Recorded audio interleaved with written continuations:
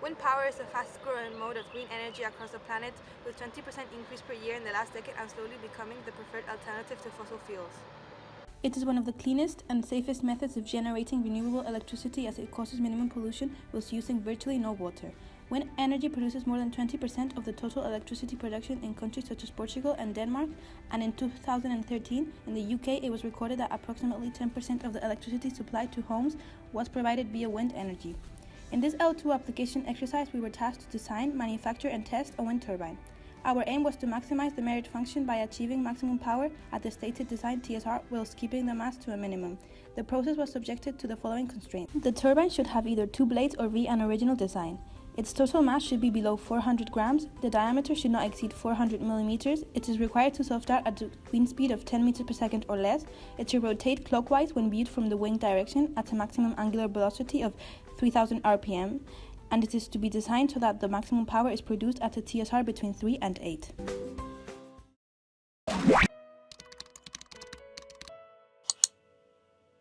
Point for the aerodynamic considerations is to understand its basic principles. An airfoil will generate lift force according to the following formula. In turbines, this lift force is used in order to generate a moment about a central hub, spinning its blades and effectively slowing down the oncoming wind. This converts the kinetic energy of the wind to kinetic energy of the spinning blades, which can then be converted to electrical power by means of a generator. For maximum extraction of power, the rotation of these blades must be maximized. In order to begin the serious aerodynamic calculations, first 2 fundamental characteristics had to be chosen, the TSR and the airfoil. The TSR put the aerodynamic performance and the structural limitations of the blades on a balance, as the greater the TSR, the better the performance, but the greater the aerodynamic and centripetal forces the structure has to withstand. Due to a limited time and complexity of the problem, it was decided to draw from past experience to find an optimum point, and set a TSR in order to be able to perfect the aerodynamics from there.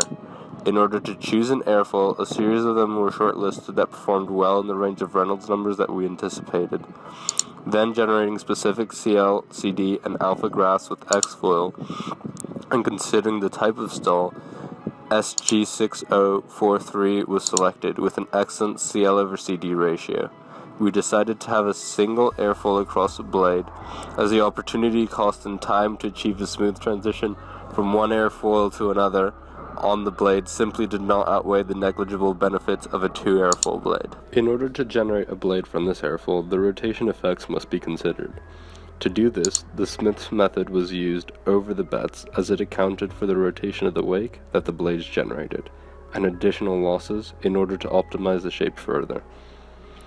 The problem we now faced was that key parameters required to generate pitch and twist distributions depended upon each other, and therefore were difficult to calculate accurately. As these values had a big impact on the final result, we decided to make an iterative method, which started with rough approximations of chord lengths and Reynolds numbers from the basic calculations, and then converged onto a much more accurate result, as can be seen on the table. These values were then used to run the Smith formula, generating curves for geometric parameters needed to define the blade shape. The blade was then divided into 40 steps in order to produce Onkria. It is vital to prevent failure during operation and minimize the effects of deflections and deformations, ensuring aerodynamic compatibility. Therefore, the total stress acting at any point in the turbine has to be below their critical stress values, and deflections at the tip of the blade have to be as small as reasonably possible. The turbine experiences 2 main forces, the aerodynamic forces, namely lift and drag caused by the wind, and the centrifugal force experienced due to circular motion. To execute a stress analysis on the turbine, we first had to formulate a few idealizations and assumptions of the blade. First of all, we treated the blade as a cantilever beam whose cross-sectional area and flexural rigidity varied as we progressed away from the root. To deal with this, the blade was discretized into 40 evenly spaced parts, and the beam was treated as being discretely loaded in 3-dimensional space.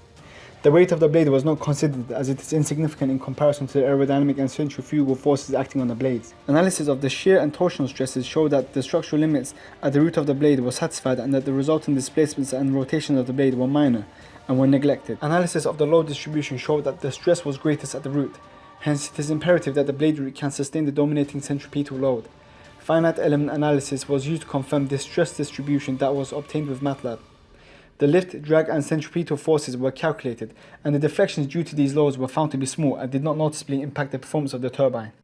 The stress acting at the root was found to be much less than the yield stress of ABS plastic, which was 3,132 psi, so a safety margin was not needed to compensate for the previous assumptions. A minimum sectional area of 195 mm² was needed at the blade root so that the stress would not exceed the failure tensile stress of the plastic. In comparison, our blade root had an area about 4,000 mm². The airfoil was directly attached to the hub as the stress at the root was low enough not to consider shape blending, shape modification or tapering. A nose cone was used with the purpose of protecting and housing the hub, as well as directing air to the blades. The finite element analysis showed no stress on the tip of the nose cone, so it was hollowed out for mass reduction. It is also important that it is large enough to house the hub and sustain the transmitted stresses at the blade root, yet be small enough as to not significantly reduce the area swept by the blades.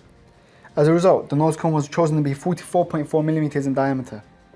In order to effectively mount the turbine onto the test rig, an aluminium hexagonal hub was used. The hexagonal shape allows full high friction contact with the nose cone to prevent slippage and increase power transmission, while exerting low stresses on the plastic, preventing internal deformation. The metal keylock in the hub was made a lot shorter and holes were added into the hub to achieve significant weight reduction.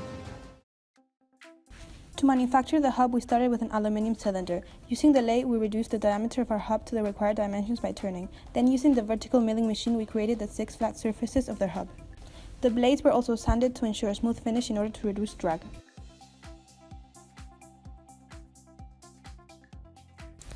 The turbine blades and the cone were made from ABS plastic as one part using rapid prototyping. Due to the resolution of the 3D printer when modeling the blades, we added extra material on the trailing edge. This then allowed us to sand it down to the required thickness. The wind turbine was tested in the Donald Campbell wind tunnel by mounting it to the test rig and operating it at wind speeds of 6, 8, 10 and 12 meters per second with the objective of determining the maximum power it can generate. The turbine was subjected to the maximum RPM and a hysterical brake was applied until the minimum operating RPM was reached. The results are summarized here. The maximum power output occurred at 12 meters per second at a TSR of 3.19, which was lower than our designed TSR of 4. A maximum CP of 0.93 was achieved. Our predicted value for CP was 0.36. Our turbine did not self-start at the required speed of 10 meters per second but was 2 meters per second away. We could not design the turbine to self-start because we did not know the friction coefficient or second moment of area of the magnet, hence we did not know how much torque was needed to be generated by the blades to overcome the resistive forces, and this aspect was not considered in the design process. The turbine self-started just above the requirement. This is because the diameter of the blade was too small to produce sufficient torque while stationary. Our TSR in the test dropped significantly from that predicted. This may have occurred due to oversanding, which would reduce the airfoil camber, reducing lift and angular velocity. This reduction in the angular velocity would lead to a stall of the blade, increasing drag and reducing the TSR further. Something that could have been improved was the TSR chosen, as it could have been higher. When choosing the TSR, we relied on past experience of similar projects to find where the optimum point of TSR was, which balanced the aerodynamic performance with structural integrity. This was skewed as previous examples relied on blades that were larger and therefore had greater loads than our own. This was a case of one of our assumptions oversimplifying the problem, in part due to the heavy time constraint. In future, to optimize the TSR better, an idealized model could have been analyzed, allowing to predict the loads and therefore choose a better TSR. Our design also had its benefits. The structure wasn't heavily loaded, so the turbine was very robust, benefiting from a high safety margin. In addition, our blade was very light. This is especially due to the metal hub design, which produced up to 70% weight savings while maintaining strength. These benefits are particularly advantageous when considering that a main constraint for the production of wind turbines is cost, of which maintenance and material costs play a key role. The methodology and design of the blade was also very good. The use of programs like QBlade and Korea's finite element analysis, or Xfoil, in parallel to the standard MATLAB codes, yielded additional insights into improving the design, which allowed us to do things like hollowing out areas. Also, using techniques like the iterative method in aerodynamics or the Smith's formulas, we optimized the blades further than the recommended standard procedures. This was a great experience from which we learned a lot. Thank you for your time.